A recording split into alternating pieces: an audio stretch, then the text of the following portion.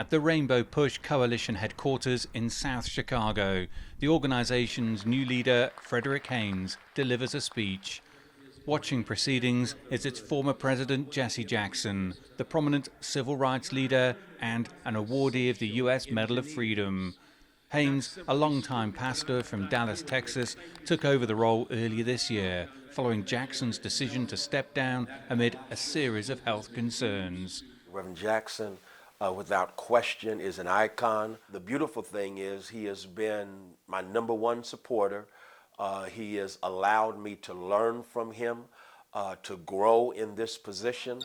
And so it's almost the best of both worlds, where I'm not necessarily filling his shoes. I'm standing on his shoulders because I have the privilege of learning from him. A protege of Martin Luther King Jr., Jackson founded the original Operation Push more than 50 years ago. Later merging with Jackson's Rainbow Coalition, its continued mission is to protect, defend and gain civil rights by leveling the economic and educational playing field and to promote peace and justice around the world. Jessi Jackson has been a driving force for civil rights in the US for decades. Although he's stepping away from his role with Rainbow Push, he plans to continue working on social justice issues.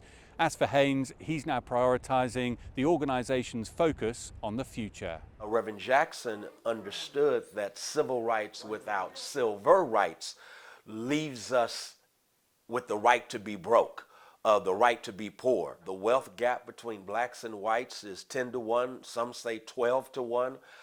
So economic justice is still a part of the vision for Rainbow Push. With the 2024 US presidential election fast approaching, Haynes is also prioritizing the organization's push to register more voters and protect voting rights. I think it's not only registering voters, but it's educating voters.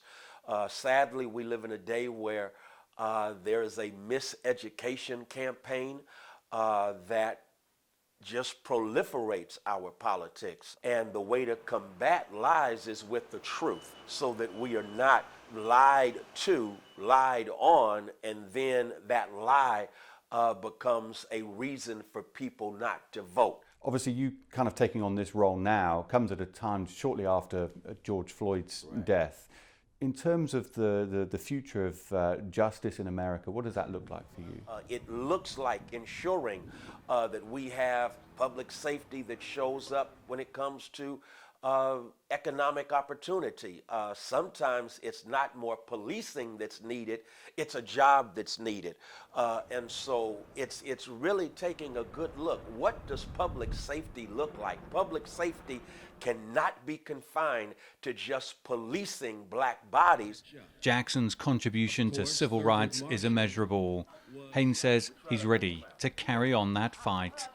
Dan Williams, CGTN, Chicago.